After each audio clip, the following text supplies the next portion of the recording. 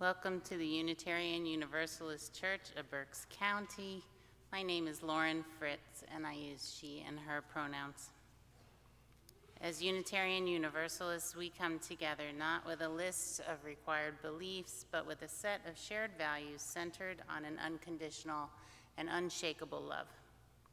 Whoever you are, whomever you love, wherever you are at this moment in the sanctuary or online, wherever you are on your life's journey, you are welcome in this community.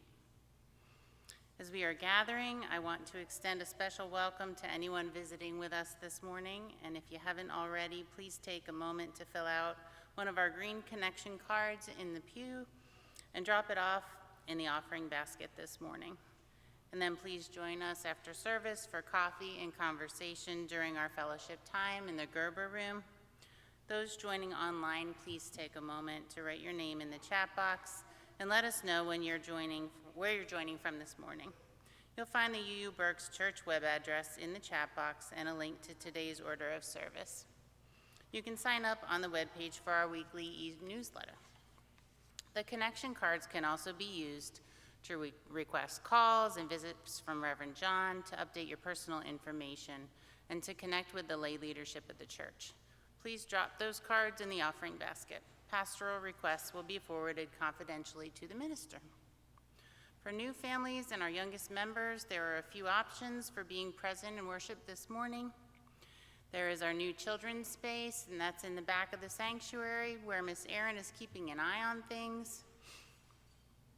Or you may sit in the pews with your parents. Our nursery space is under construction right now, but we do have a quiet space just off the sanctuary through that door and across the hallway. Audio service is available there. And now let's take a moment to greet one another and say hello with a wave, a smile, a namaste. Good morning. And as you do, please wave back toward our friends online and say hello there as well.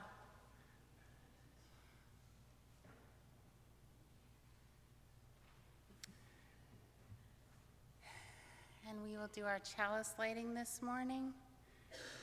Our chalice reading this morning is called A True Story by Lee Knievy. This is a time for you to light your chalice if you have one at home, while we light the chalice in the sanctuary. A true story. This chalice is for the living, the changing, the becoming.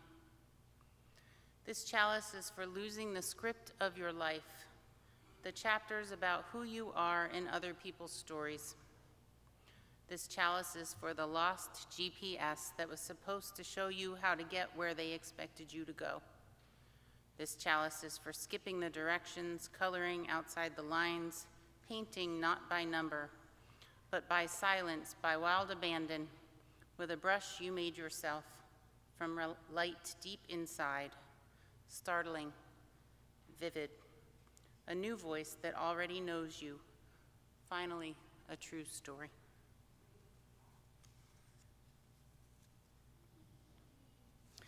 So welcome. It is July 5th, a day after the 4th, what many consider the 250th birthday celebration of our country. If you are feeling some ambiguity living in this country right now, you're not alone. May this service be a space for the both and. I offer no definitives this morning, instead offering and honoring for reflection and room, as we do in this faith, for more than one truth. And I offer some of my own one individual's vantage point, a journey of what this 250th birthday celebration arises within me. Please join us now as we sing a song that I'm sure many of you learned when you were young. It's a common patriotic song to hear this time of year. It was originally written by Irving Berlin in 1918 and then became popular in 1938 with the version that Kate Smith performed on Armistice Day. Please rise in body or spirit and join us for God Bless America.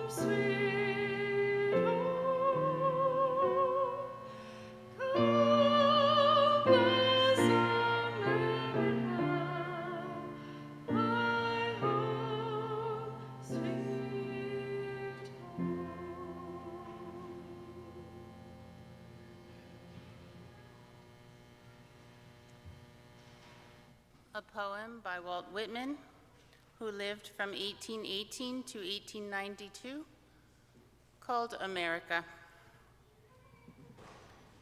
Center of equal daughters, equal sons, all alike endeared, grown, ungrown, young or old, strong, ample, fair, enduring, capable, rich, perennial with the earth, with freedom, law, and love, a grand, sane, towering, seated mother, chaired in the adamant of time.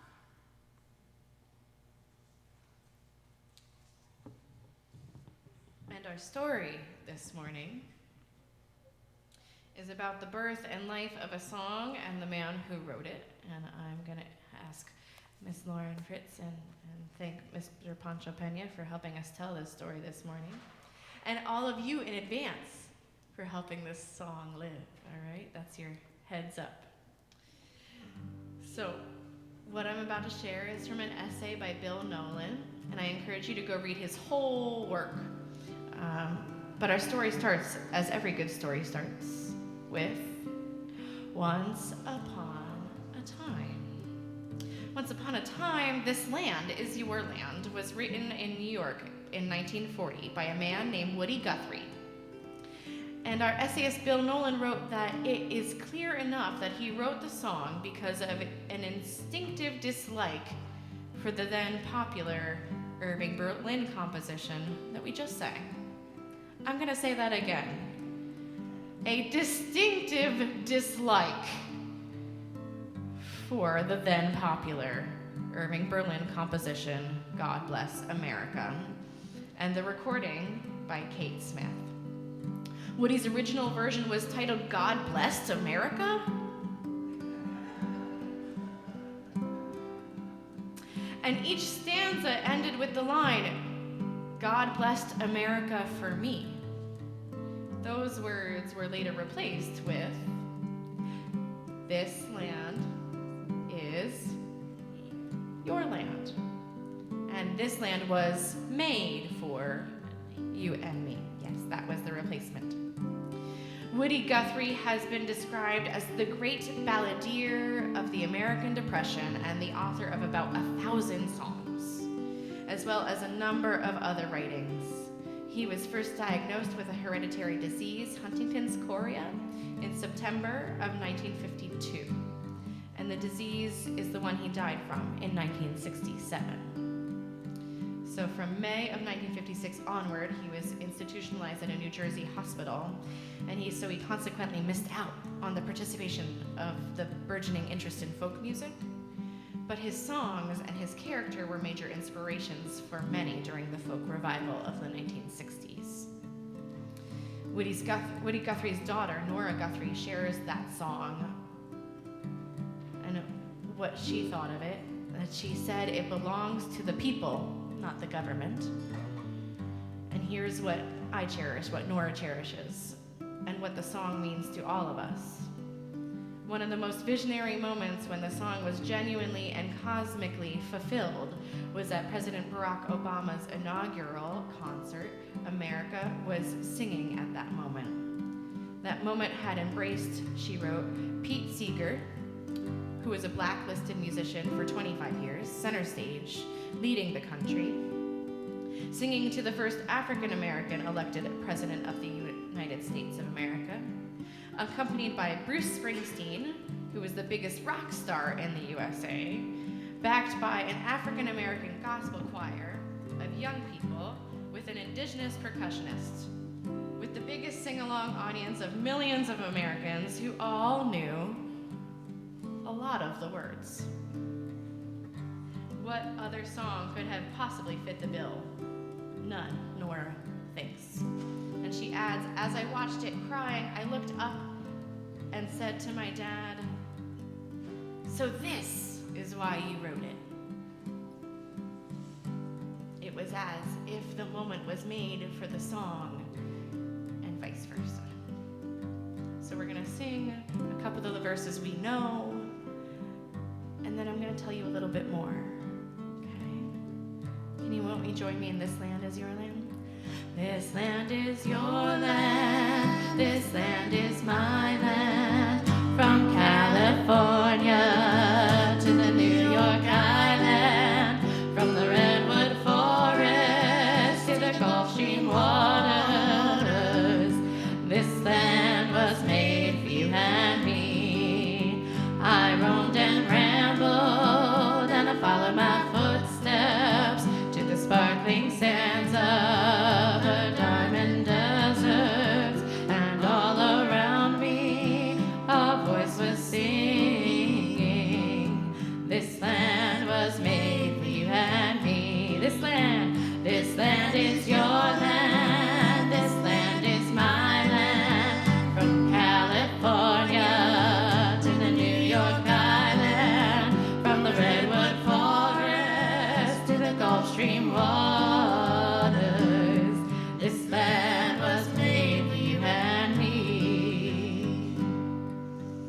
So this country has long struggled with the stories we tell ourselves. I don't think I need to tell any of you that. That's pretty much preaching to the choir. It's what a gorgeous choir you are this morning. Is this land our land, or is it more complicated than that? We hear that even with this song, there are two stanzas, not as often sung, which offer some of Guthrie's more pointed social commentary. And without these two stanzas, this land is your land might be hard to fault from any political perspective. But these two verses we'll sing next are clearly more pointed, and this version of the song was recorded in the spring of 1944 by Mo Ash of Folkways Records. And it's interesting to me that that recording wasn't released at the time. It kind of paved over the spiny bits. And I hope that today we're learning to live with the broken pieces a little bit more out loud and a little bit more clearly. And not just live, but transform them into something that we want this country to be: a better country, a better land, and a more reconciled one who knows how to make amends. It wasn't until 1997 when the archivist at the Smithsonian was transferring recordings to a digital format that more folks started hearing these next couple verses. And we're gonna have them on the slide, so I hope you sing them along with me and with Lauren this morning. There was big highball there that tried to stop me. The sign was painted, said private property, but on the backside it didn't say nothing. This land was made for you and me. This land is your land. This land is my land. From California to the New York Island, from the redwood forest to the Gulf Stream waters. This land was made for you and me. One bright sunny morning in the shadow of the steeple by the relief office, I saw my people as they stood hungry. I stood there wondering if God blessed America for me. This land is your land. This land is my land. From California to the New York Island, from the redwood forest to the Gulf Stream waters. This land was made for you and me.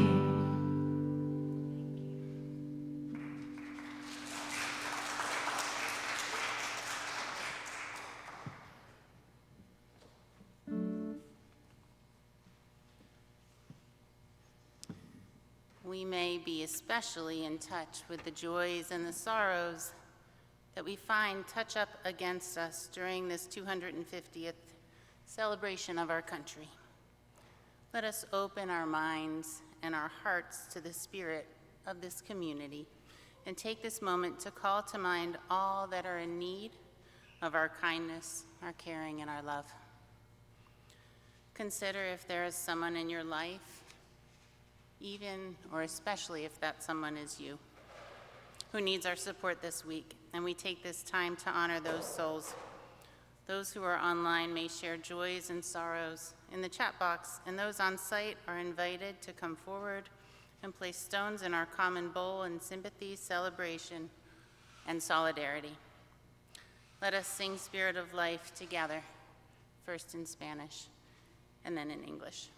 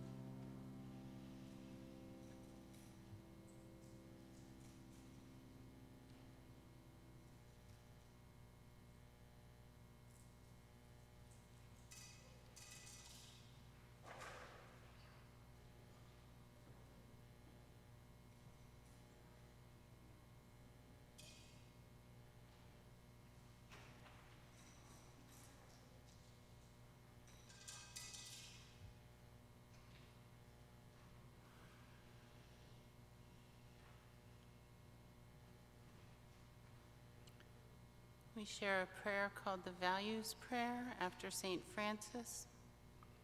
Make us instruments of your peace. Where there is indifference, may we bring justice. Where there is selfishness, may we bring equality. Where there is stagnation, may we bring transformation. Where there is homogeneity, may we bring pluralism. Where there is isolation, may we bring interdependence. Where there is greed, may we bring generosity. And where there is hatred, may we bring love. Make us instruments of your peace with love at the center of everything that we do.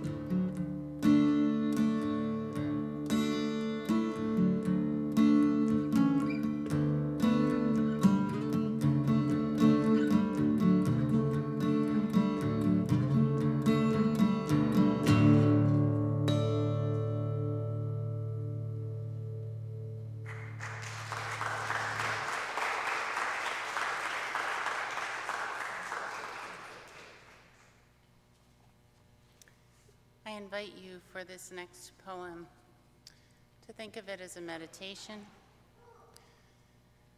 to center yourself on the pew, to get your feet feeling good and centered, flat on the ground so that you can feel the ground beneath your feet. Feel the back of the pew supporting your back. And I invite you to either close your eyes or fix your eyes in a nice, comfortable spot.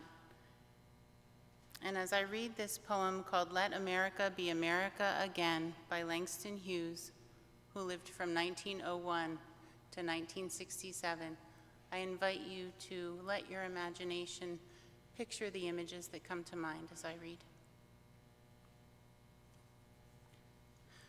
Let America be America again. Let America be America again. Let it be the dream it used to be. Let it be the pioneer on the plain seeking a home where he himself is free.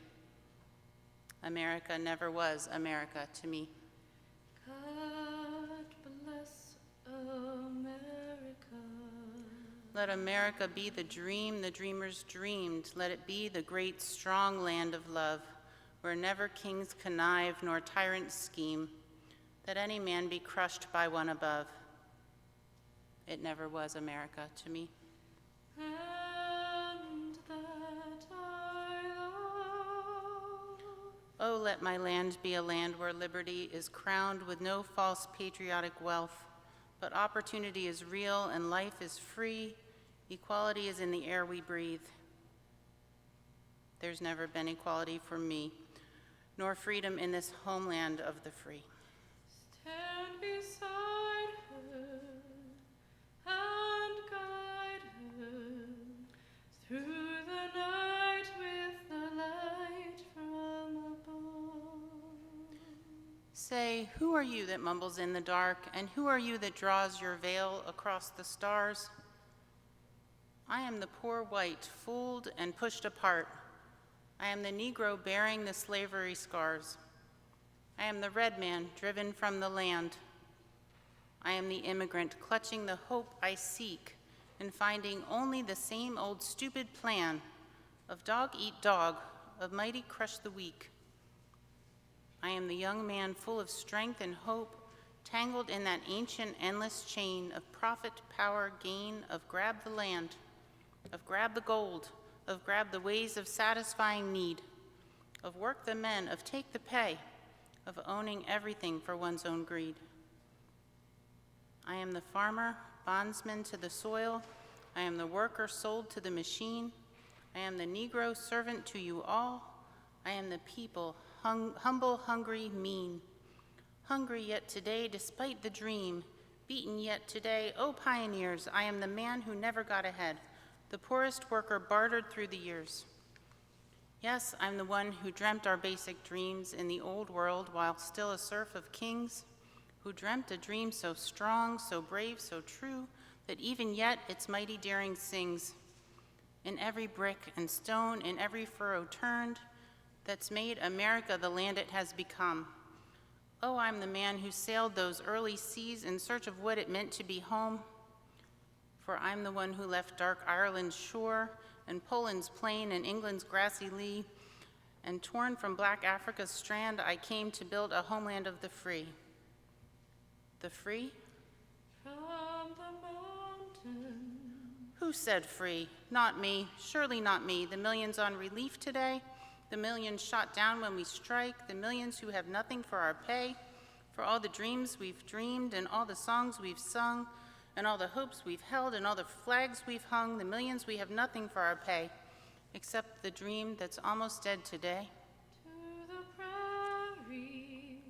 Oh, let America be America again, the land that has never, has been yet, and yet must be, the land where every man is free, the land that's mine, the poor man's, Indians, Negroes, me, who made America, whose sweat and blood, whose faith and pain, whose hand at the foundry, whose plow in the rain, must bring back our mighty dream again. To the oceans, wide with foam. Sure, call me any ugly name you choose. The steel of freedom does not stain. From those who live like leeches on the people's lives, we must take back our lands again. America! Oh yes, I say it plain, America never was America to me, and yet I swear this oath, America will be. God bless America, my home, sweet home. Out of the rack and ruin of our gangster death, the rape and rot of graft and stealth and lies, we the people must redeem the land, the mines, the plants, the rivers, the mountains, and the endless plain, all that stretch of these great green states, and make America great again. My home, sweet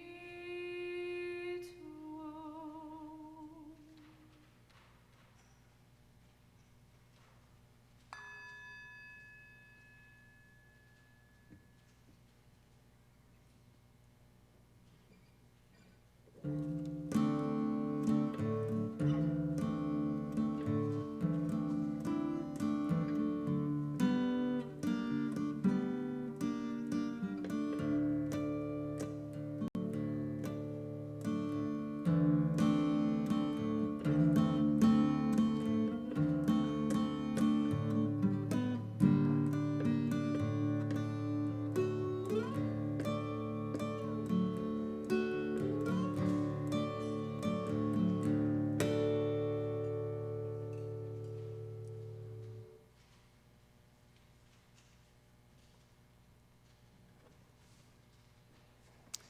I'm going to tell you a story about me and old leather pants.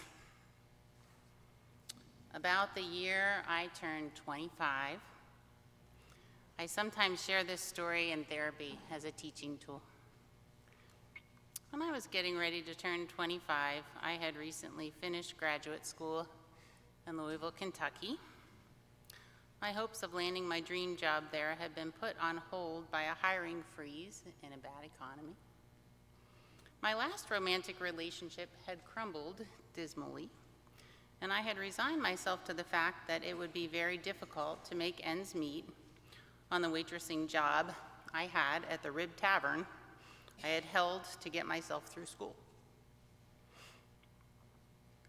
I resigned myself to pragmatically pack my bags and come home to live with my mother in Pottstown, an arrangement that neither she or I were particularly thrilled about, while I got on my feet. As the few remaining months of my 24th year slipped by like sand in a timer, I became painfully aware that I was holding some not so unconscious expectations about what my life was supposed to look like. Inching precariously closer to the quarter-century landmark, and that I was clearly blowing all of them.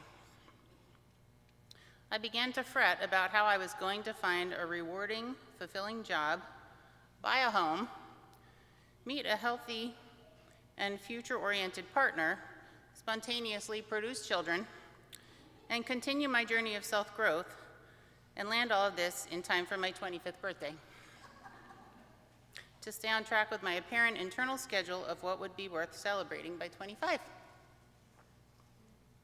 And that's when I decided to go on a blind date like no other.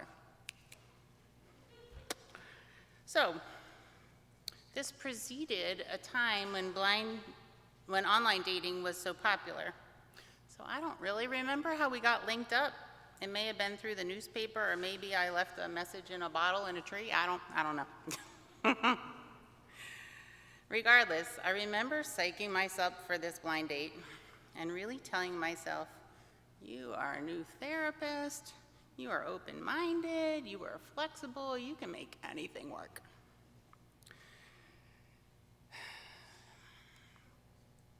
So I thought I was going to form a connection with this person no matter what. I was in the perfect Zen mental space to have a successful blind date with the ulterior motive to calm my inner freaked out, impending doom 25-year-old self, no matter what. No small task.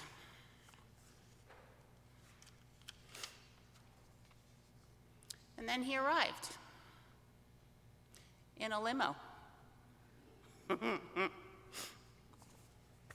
These are the things I remember about this person. He had a strong Philly accent. He had slicked back hair. He wore leather pants. And he had his own business emptying porta potties. Now, there is nothing objectively good or bad about any of these realities. Subjectively, they were not a match for me, but I was intent on persevering. Through all of this, I repeated my mantra: you will stay open-minded, you are flexible, you can connect with anyone. Well, we had the date, and I honestly can't tell you what I was thinking. I think I was in some sort of meditative stupor. But what became abundantly clear and whipped my head out of my fog was that old Leatherpants absolutely, without a doubt, had no interest in pursuing a future with me and never called me again. And this was a wonderful gift, because this allowed me to say, what the hell? What the hell is someone not wanting to go out with me again, although there was clearly a mutual mismatch? But even more so, what the hell to my expectations I had been carrying around, that things were supposed to look a certain way at a certain time just because I had hit a certain arbitrary birthday. I did not want to date old Leatherpants. I did not want to do anything just to make it look like my life was fitting into a celebratory image that I had internalized was supposed to happen at a quarter of a century. I wanted to be healthy and genuine and right where I was.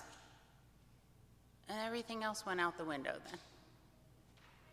And that encounter with Leatherpants allowed me to break through and release all of those expectations for things that never did exist, that were clearly not going to exist right then, but that I was trying to contort myself into creating. What it left was a wider space for what was really there,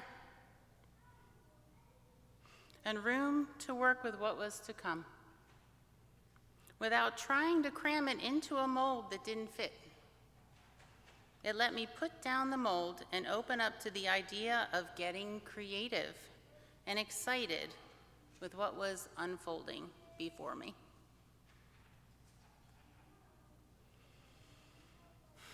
So, I look at this 250th celebration of sorts in Washington, D.C., with a $15 million reflection pool renovation covered with algae, and the human cage fights, and I think we as a country have our own version of old Leatherpants. It occurs to me that we have an invitation to break through what we have imagined our country at 250 years of progress looks like, and to see it as an opportunity. One where what's in front of us is clearly not working, and it gives us permission to discard the old paradigm and let there be wide open space to explore what else could work. I'm reminded again and again that this country is one large, living, breathing experiment, and rarely has it been a calm one. We are 4 times the size that we were 100 years ago. And in the year 2045, we will no longer have a white majority. When I think about that, all of the different people struggling for power, no wonder it's often a turbulent ride. Perhaps we have been lulled into thinking otherwise, but that's also pretty darn exciting.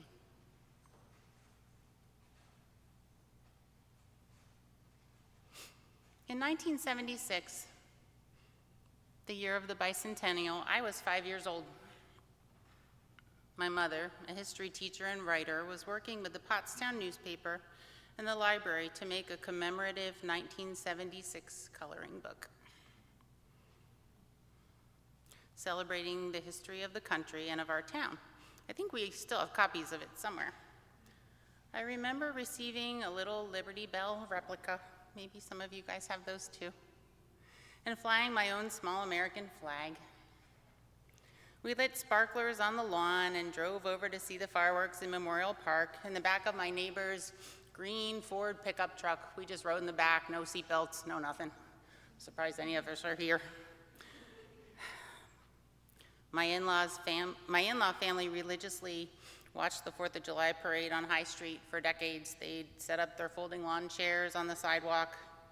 My husband's grandfather marched in the parade as part of the various civic organizations that he was involved with in town. My husband marched in them as a Boy Scout. My children later did the same with their troops in the same parade, same town, same street.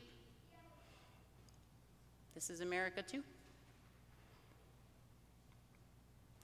For the past many years, I've preferred to learn about the people preceding or at times living alongside my own ancestors on this land on July 4th, the Lenni Lenape, and those who participated in the work of the Underground Railroad in this area and up and down the east coast of the United States into Canada.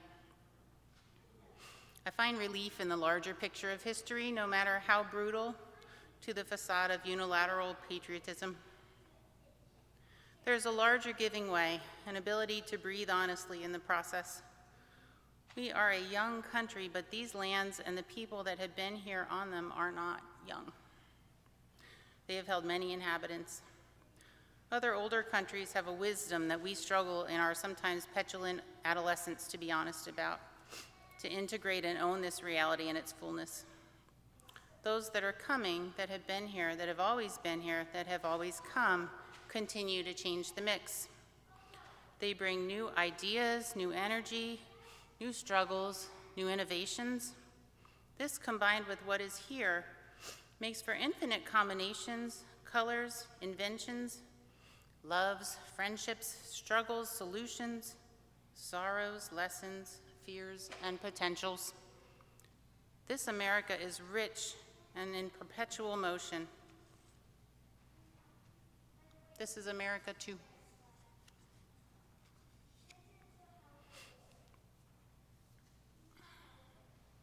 A poem by Naomi Shihab Nye, born 1952. No explosions.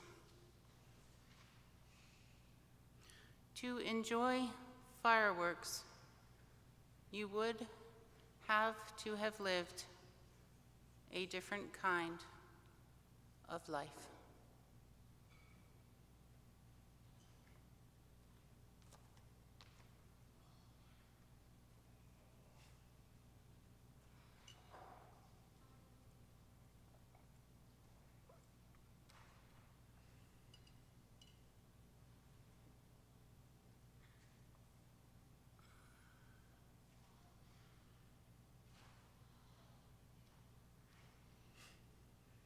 Going into this Sunday, I felt a little pressure to come up with something amazing and integrating.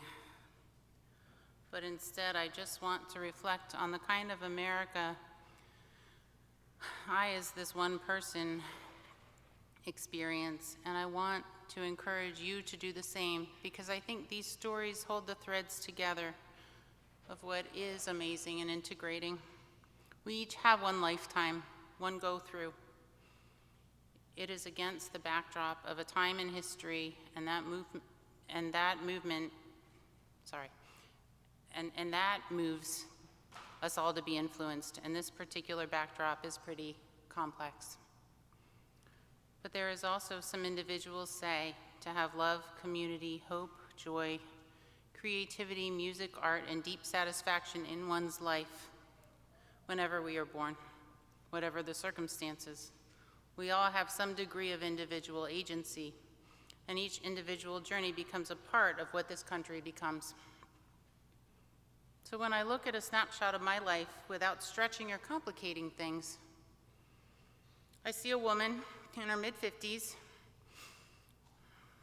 I work 2 jobs, one in an art I've enjoyed for almost 30 years as a therapist, and one as a physical caregiver to my 2 grown children with muscular dystrophy. One of the things I enjoy doing most in life is going to see music with one of my best friends, Angie.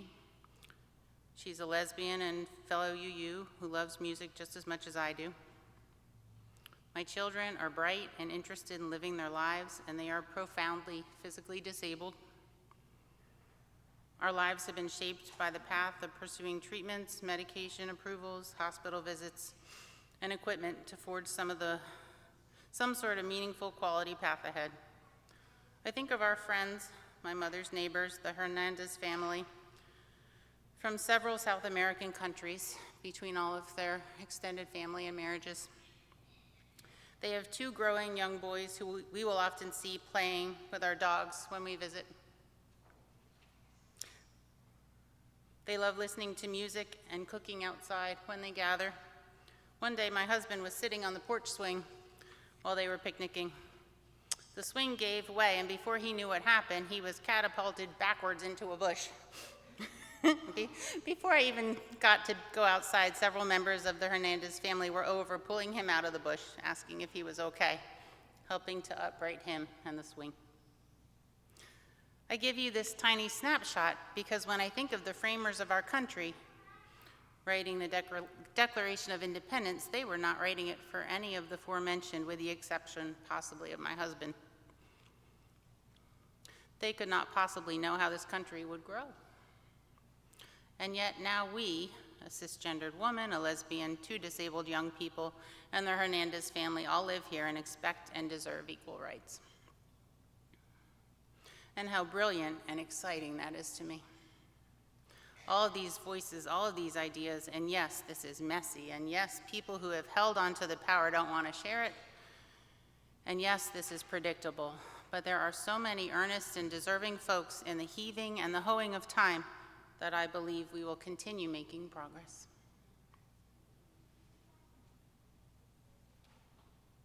Here are some words from Reverend Cassandra Galt from Faith in Action. This anniversary should not be an exercise in nostalgia. It should be an invitation to imagination. This week reminded us that American democracy remains unfinished. The Supreme Court reaffirmed that birthright citizenship belongs to every child born on this soil, preserving a constitutional promise rooted in the 14th Amendment. At the same time, the administration moved to end temporary protected status for hundreds of thousands of Haitians, sending families back toward instability and danger, even as many have built lives, churches, businesses, and communities here. Together, these moments reveal a tension that has always shaped this nation, the promise of belonging, expanding, and narrowing in the same breath. As people of faith and organizers, we refuse to confuse legal victories with liberation. Laws matter, court rulings matter, but justice is measured by whether people can live with dignity, safety, and belonging. Our task is not to celebrate an unrealized democracy, but to help realize it. We are called to imagine and organize for a country big enough and moral enough for all of us, where citizenship is more than a legal status, where freedom is more than a slogan, and where every person can flourish.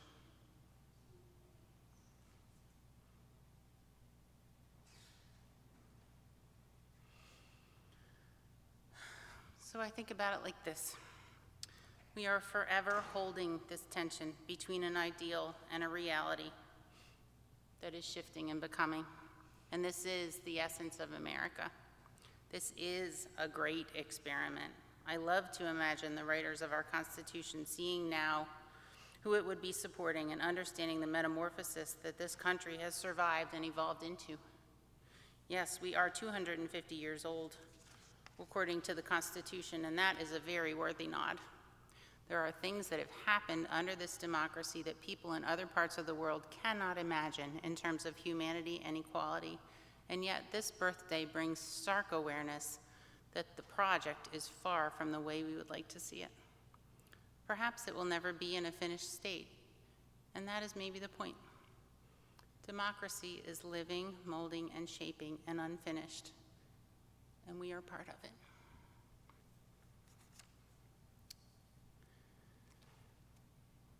A poem to America by Felicia Zamora. It was written in 2020. My nerves expose, unwilling, these cells and fibers race and transmit.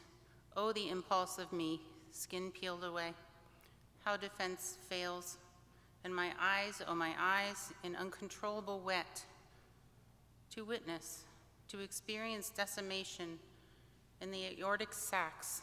Oh, society, oh, what you cull, piece by piece, what you strip, what grows back only in time, in time. Hold these bones up to the light. Do you see me in porous cavities forming what is torn and torn, my flesh under your claws, from hollow and cold and seamless? I rise. Sow this heart anew.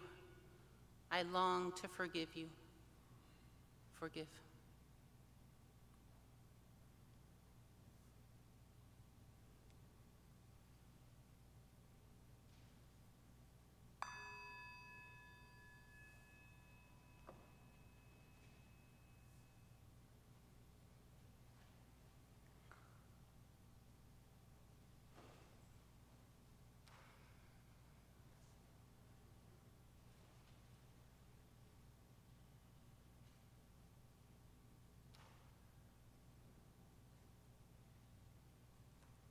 We will now move into our offering.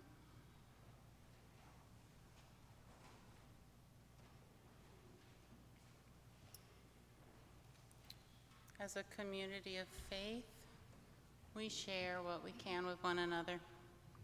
We offer ourselves through the ministries of this church by giving to and receiving from one another. One of our gifts is our financial resources, and your financial generosity makes it possible for us to live out our principles in our church and beyond our doors, keeping hope and courage and forgiveness and compassion alive. You may make a financial contribution online, through the Giving app, or through the baskets as they pass by in the sanctuary. This time is a time to share what you can. With gratitude we give, and we receive these gifts.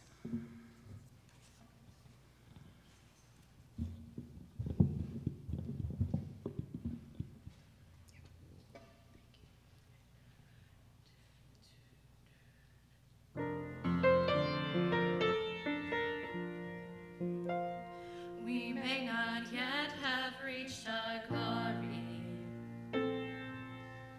but I will gladly join the fight. And when our children tell their story, they'll tell the story of tonight. They'll tell the story of tonight. Tonight. Have you ever felt like nobody was there? Have you ever felt forgotten in the middle of nowhere? Have you ever felt like you could disappear? Like you could fall and no one would hear? Well, let that lonely feeling wash away, 'cause maybe there's a reason to believe you'll be okay. 'Cause when you don't feel strong enough to stand, you can reach out your hand and Raise a glass to freedom, something they can never take away. No one to tell you, someone will come running to take you home. raise a glass to all of us. Tomorrow there'll be more of us. Telling the story of tonight. Out of the shadows, the morning is breaking, and all is new. All is new. It's only a matter In of time.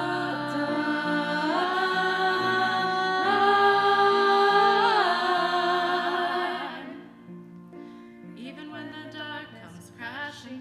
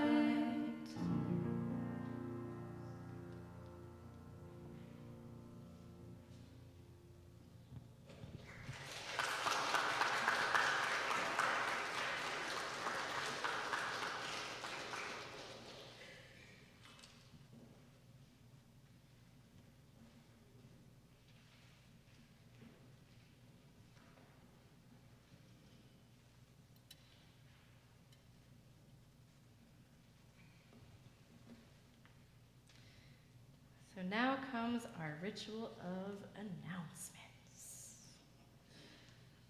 Very, very briefly, important announcements, of course, and upcoming events can be found on the back of your order of service. If you haven't looked there already, please do so. And in our weekly newsletter, The Univoice, and at our website and on our Facebook page. And this week, we would like to highlight a couple of these upcoming events and meetings. 2 weeks from now, we have two important things going on. On July 19th, Mona McCormick, raise it big, raise it high, right there. Talk to Mona if you can volunteer for this year's Pride Fest. How are we doing on those signups? Yes! So all the slots are full, but we love a good party and crowd, and backup is welcome as well. Yes, thank you for those who've signed up. And Families Forum, we're trying a new thing this year from 11:45 to 12:45. If your family has a kid from 0 to 18, this is for you. Please meet with Miss Erin and I and Reverend John. We hope to connect with you at our first Families Forum to hear what we have planned for 26-27 and what we need from you and what you need from us to have that conversation. And then August 30th, church picnic at Farming Ridge Park Pavilion. You've probably seen the sign up, but it's there. Make sure you know and we know that we'll see you there on the 30th in August. All right, with that, our ritual of a closing hymn. Please rise in body, rise in spirit, and join me in singing number 318, We Would Be One.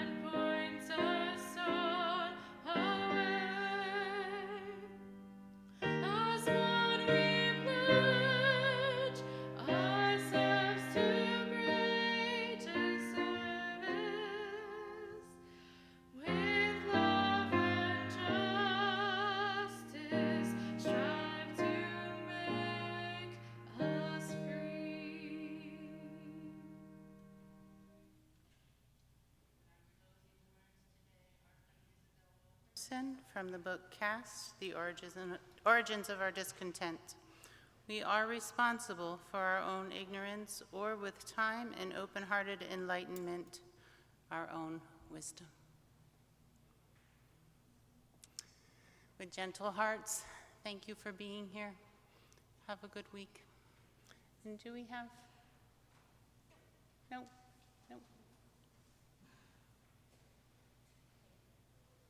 Do we have it?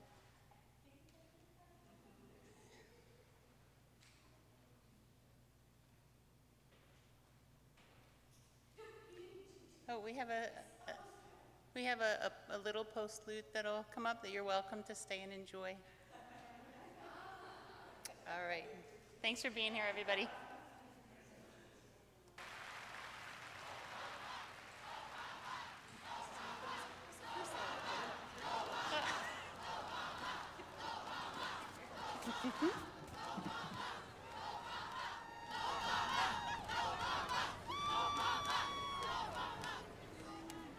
We'd like you to join us in perhaps the greatest song ever written about our home.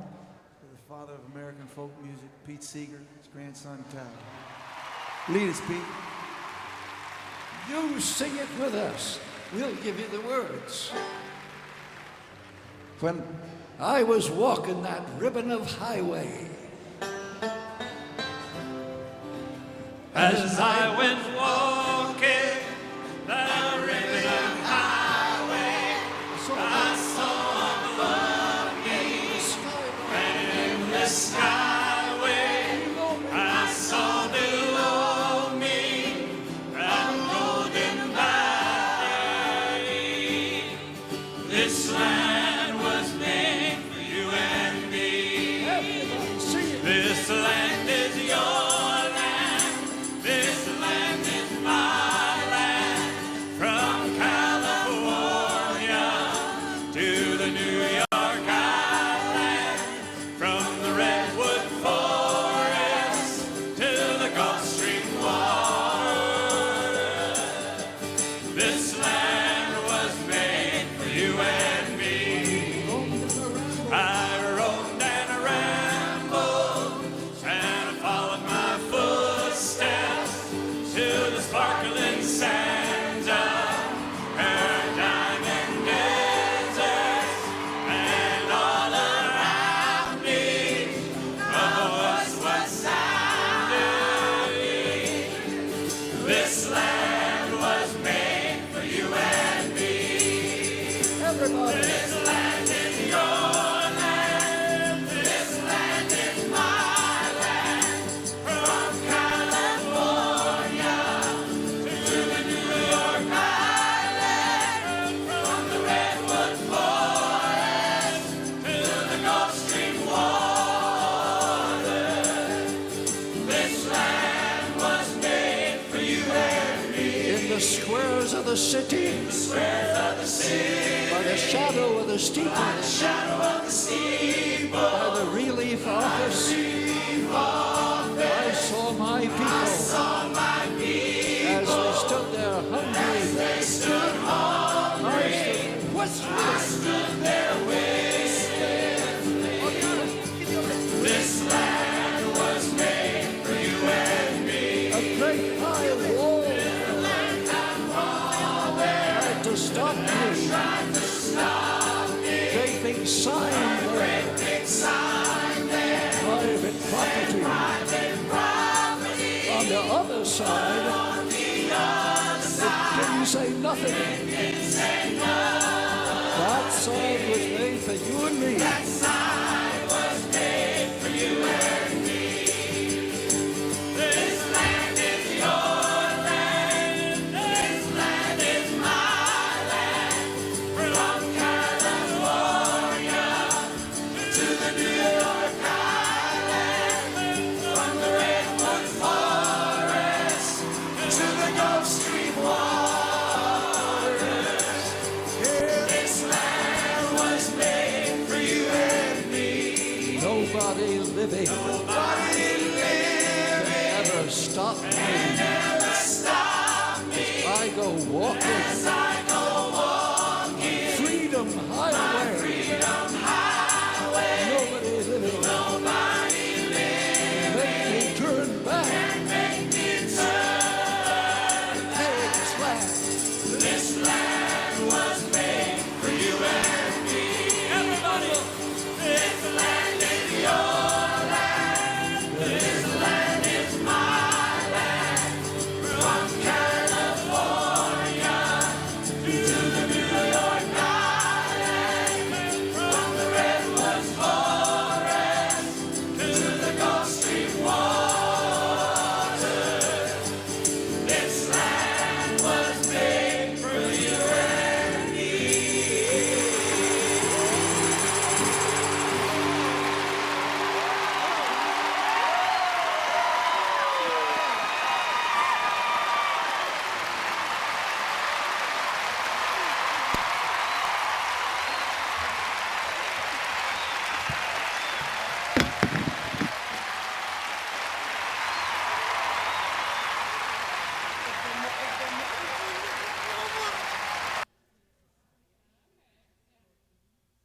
I was not going to ask it until that was over. Thank you very much for Wow. showing. Yeah,